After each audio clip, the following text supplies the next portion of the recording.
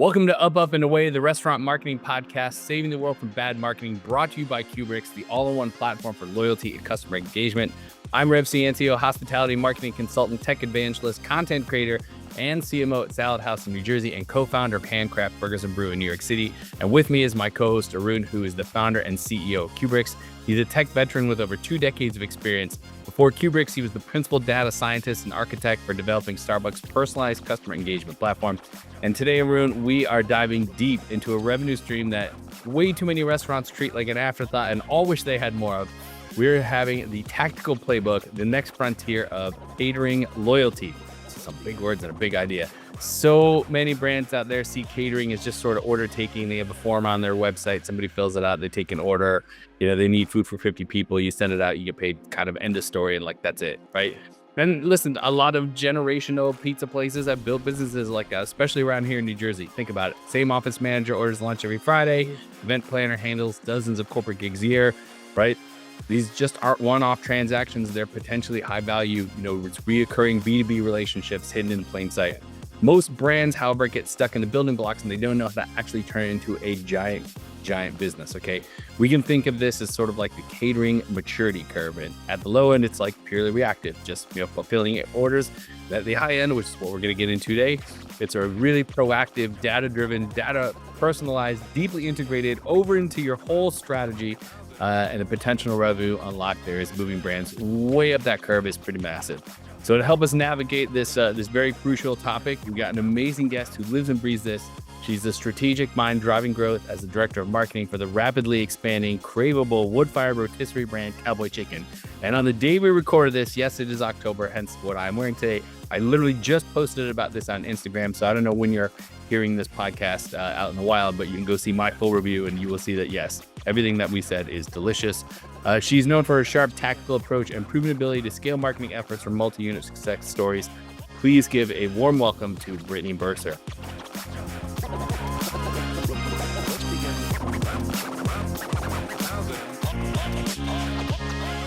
Hi, Britney. Hi, Rev. Thank you so much I was wondering if there's like a little emoji for this one. Or Oh, there's this one. And for the people that watch the video, wave. I can throw some lasers out there. Love that. I'll have to bring that one out later. Thank you so much for having me. Again, my name's Britney. I work for Cowboy Chicken. We are a wood-fired rotisserie chicken concept. We've been around since 1981. We like to say the best rotisserie chicken on the planet. So, and what's so cool, Rev, because I just recently got to introduce you to Cowboy Chicken, even though we've been friends for a while now, and I appreciate the posts. Rock on. Thank you so much. Is it gonna do it? It's not.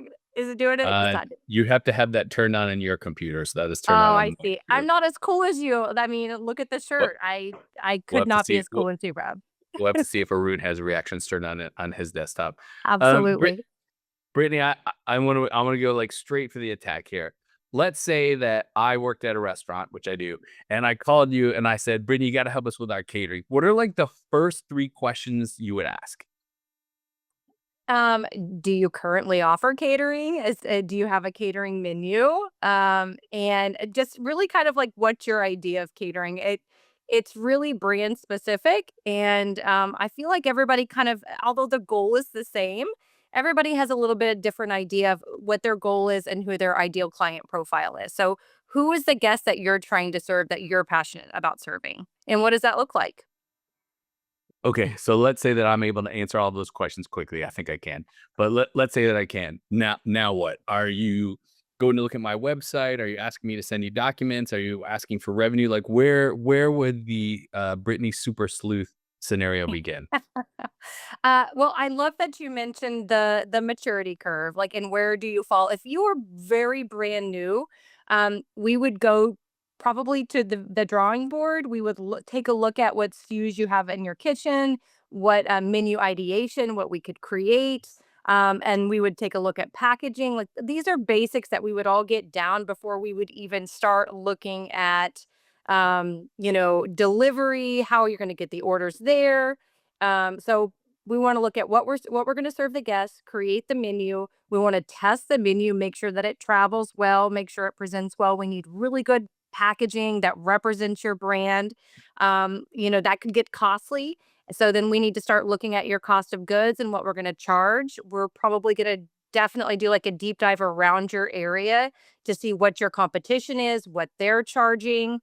And then how are we going to get the food there once we have all of these things crossed off? Is it going to flow through your website? Are you going to have paper menus? And are you going to offer delivery within a certain mile radius? What does that look like? Does it look like in-house? Does it look like working with a delivery service provider or a DSP? What sort of ordering platform are you going to utilize? What are you currently utilizing in your POS? Like there is I can think of 1,000 questions that we wanna mark off this list before you actually make that first delivery, which, if you are starting on at 1 on the maturity curve, you really just kind of wanna think of 1 guest at a time, and we wanna implement, the, feedback for this guest and flow through and just these very simple basics that I think that maybe because I've been doing this for 17 years, they come to mind for me, but I would maybe we should write it all down, Rev. Maybe we should have a playbook that's available to everybody, kind of like a checklist of here's the things that you really need to look at before you even think about revenue for catering. Amen. That was an amazing answer. Hey, Arun, this is a mental note for our producer, Vignesh, who's listening in the background, that we should put the transcript of this show into AI and create a checklist of Britney's answer and put it on the Qubriux blog post. I mean, Brittany, you have a very different approach to me. If one of my clients called me and said, all right, let's work into catering, I would literally put theirs up on one screen. I'd pull up Panera on the other and be like, do that. I know. Hey, I think this year I'm so grateful that Cowboy Chicken has seen the success that we've seen. And I really think it's because we're looking at catering in a different way. Before it's been a very blanketed strategy for us, but that wasn't always honoring our franchisees. Each region is very, very different. A guest that's near our downtown Dallas location, which you ate at with me, recently, that guest is different than our guest that's in Longview. And right down to, I keep saying delivery because it's such a hot topic right now, but right down to the delivery fee. And unfortunately, DSPs don't recognize that Longview is a much smaller town.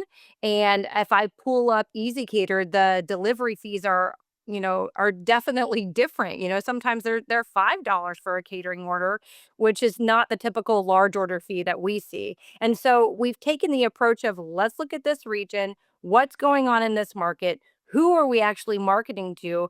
And that's a successful approach as a marketer that we see, within our 4 walls and with what we have called hot food in the past. But local store marketing for like hot food in store. And so we're taking that and we're bringing it to catering. So it's not a new approach, but I feel like it's a new approach to catering. And it's really, really neat because these guests are different in every single region. So it's exciting to see what they want and what they're asking for and what the difference is and how we can how we can build better relationships with the vendors that we're partnering with and make them understand, hey, just because it's all Cowboy Chicken doesn't mean it's all the same Cowboy Chicken guest. That makes sense. Makes a lot of sense. All right, so I'm gonna take us in a different direction, and then I'm expecting to Arun to ask some very smart questions about data. Um, Brittany, your job is marketing. You're the marketer. You're in charge of things marketing. In my mind, that's like social, email, local search, digital ads. Like here we are talking about catering. Is catering something that marketing should own? Like, what's your opinion on where the catering and marketing come together from a departmental standpoint? That's a little bit of a curveball question for me, Rev. I know. I love how this is kind of like rapid fire and I'm prepared, but I'm not prepared. So it looks different for every company. We're a small, big company. We have almost 19 locations. We're opening a new store, which I feel like is such a feat in this day and age. And so I'm very proud of us as a brand. And congrats to anybody else who is growing out there. It's very difficult. I was going to college and I had a dream in mind and I wanted to be a social worker, and I realized 3 years in that I did not want to be a social worker. I love people. I take things home with me. And so I walked away and I didn't know what I was going to do. I was dating a guy who was working for, who was an area director for Schlotzsky's. And he was like, "Hey, I need delivery drivers." And I'm like, I can do delivery, right? And so I actually started in the restaurant industry as a delivery driver for Schlotzsky's. Yeah. Wow. Yeah, in Tulsa, Oklahoma, and I quickly realized that I love the in-person guest experience. I really liked being a delivery driver. I like to say I'm a good driver, although I'm kind of crazy driver, so I fit right into the Texas I fit in Texas. Let me just put it that way. Like it gets a little nuts here. But I really learned like what every day in the life of a driver looks like. And so then next I took on catering for 2 locations, and I'm like, okay, I can talk to people about food that I love. I love food. I love people. I'm just providing a service for people that they already need it, they want it, and I'm going to provide it better than they've ever gotten it before, because now I'm talking to you about catering and I'm delivering this catering to you. And that kind of turned into hiring people and basically like spreading my passion of Schlotzsky's. I moved to Texas. I worked for the largest franchise owners for Schlotzsky's, the Alberts at the time. I met and a fantastic man. His name's Steve Goudros, who was my mentor.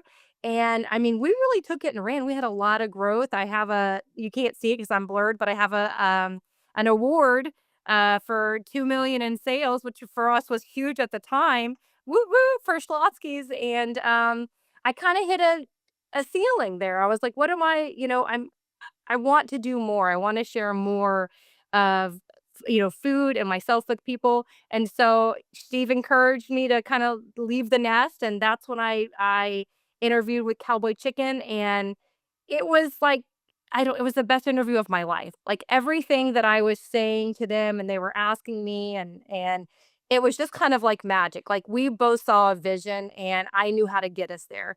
So I came on board to Cowboy Chicken as a catering sales manager after rocked it after COVID.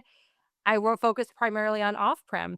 So I have delivery catering under my belt. Now there's no catering. I need to make sure that I'm saving myself and I'm important for the company, because good or bad, a lot of my value for myself rests in how hard I work and the production of my work. I have a lot of work ethic behind me, and so I learned third party, DoorDash, Uber. I learned true ROI. We started using Loop not too long ago. And I'm like, okay, when I talked to Arun with Loop, he's like, you're doing a lot of things that I haven't seen other concepts do. And I'm like, I spent a lot of time trying to make myself worthy of Cowboy Chicken and having a position here.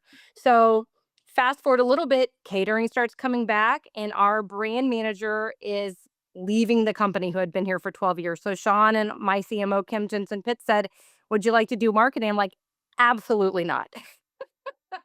I I am a salesperson at heart. I love my job. And Kim sat me down and she's like, look, if COVID ever happens again, or anything like COVID, what are you gonna do? Where are you gonna go? Like, I really truly feel like this information is gonna be helpful to you in your future. And man, she was so right. I have learned so much about what I love about marketing, what I don't like about marketing, about people and about how they think, and about how I think about food and how I think about sales. And now it's all under my umbrella. I took it all up with me. And so for me, I can't let it go. I have been blessed recently, kind of to come full circle. The Alberts, the largest Schlotzsky's franchise owners, they sold their locations. And so my old boss, Steve, he was up for grabs. So I actually hired him. He works for me now. and Oh, he is that's amazing. fantastic. And so I mean, it's like a dream for me. We're the dream team. And so he manages a lot of the catering for me. We happen to have the same vision. I don't feel like he's an employee. I feel like he's a partner of mine. And so it's a really neat place to be because now I've brought in Kelly Grogan to help manage third party because as it gets bigger, I know she rocks.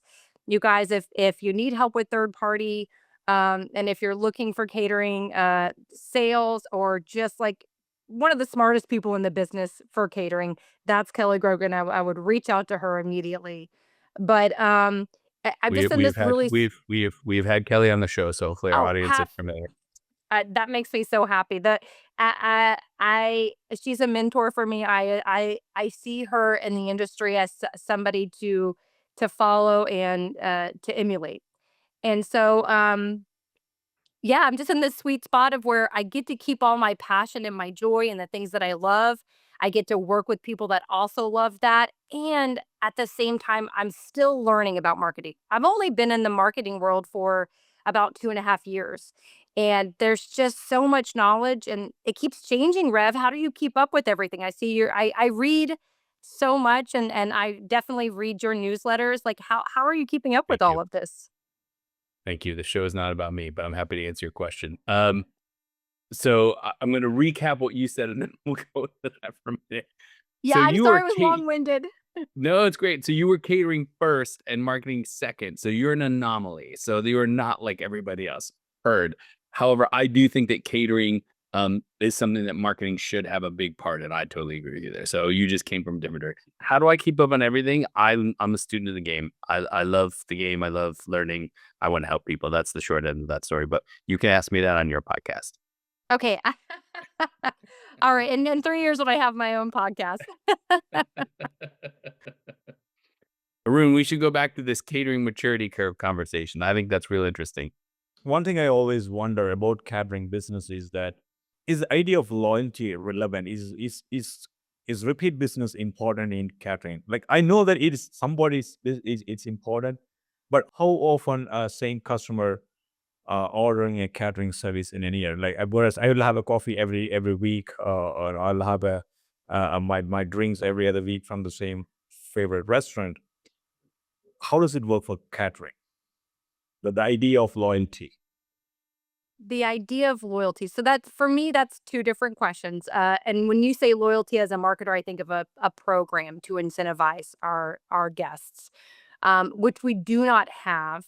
We incentivize our guests, which if you're looking at the 80/20 rule, 80% of our orders are coming from our repeat guests. And that actually holds very true. Those numbers are pretty close when it comes to catering. A catering guest is typically, especially business to business, B2B. That's a guest that is ordering catering frequently, and so our goal is to be thrown into their rotation. They're ordering for the same people. They want. This is why they go to Easy Cater. They want a bunch of different options. They want to order it all on one platform, and they want to be secure in who they're ordering from. So it comes on time, it comes correct, it's consistent, packaging is the same. So repeat business for catering is huge for us. And our average order value is on a catering ticket right now is $345. So yeah, chicken's not cheap. It is an artisanal product. It's hand seasoned. It comes in. It's never frozen. We actually put it on a wood fire spit, and so it's more of a high end. Even though we're fast casual, it's more of a high end product. And it's got to be a specific weight to even fit on that spit. So but when you're ordering that, you're getting the consistency, you're getting the service. We spend a lot of time incentivizing our guests with personal follow-ups, with that consistency. We're going to get there. We're going to get there on time every single time. Even though we work with delivery service providers, we only work with one, so we're still kind of building our own in-house fleet, it feels like, because you're going to get a driver that you've seen before that's familiar. As far as a separate platform, that offers that a guest would have to sign up to get loyalty? This is a question that I have been asked multiple times this year. Firstly, I I just don't know if we need it. I think you have to look at your brand and really see, like, is this something that you need, or are the sales coming in anyway? Like, do you really want to have an additional cost, or can you use something like AI sequencing? Like right now, I'm testing OmniRev. They do.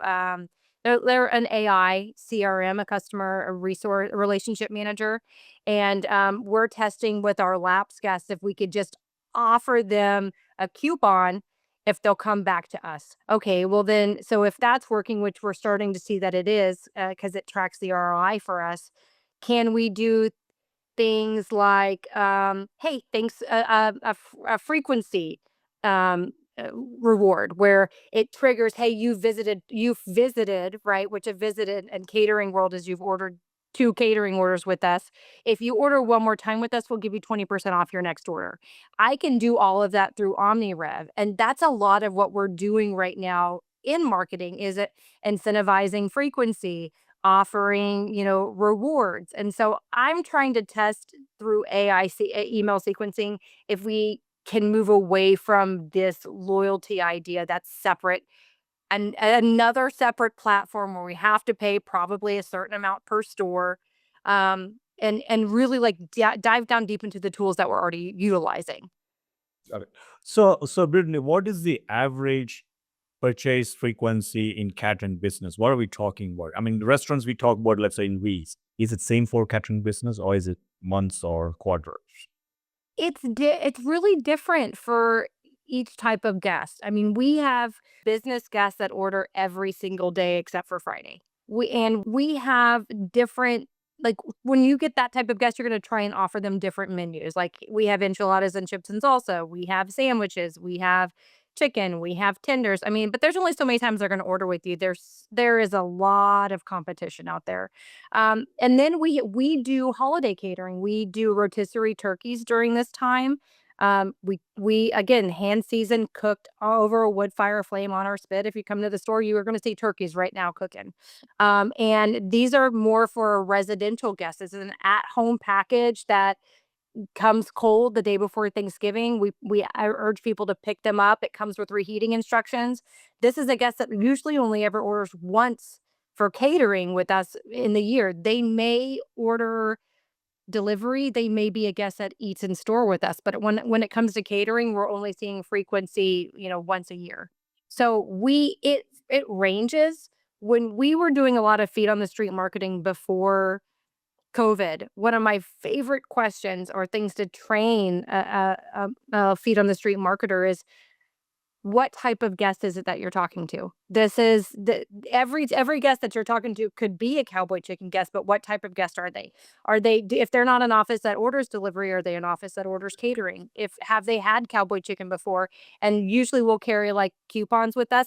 And if they've never even come in, like, come in and try us. Maybe they're just a family that's looking for a good deal, and they become a kids eat free guest on Monday nights. And so it's an interesting way for me to look at it. It kind of ties back into Rev's question before, like, how does catering live under marketing, or should it live under marketing?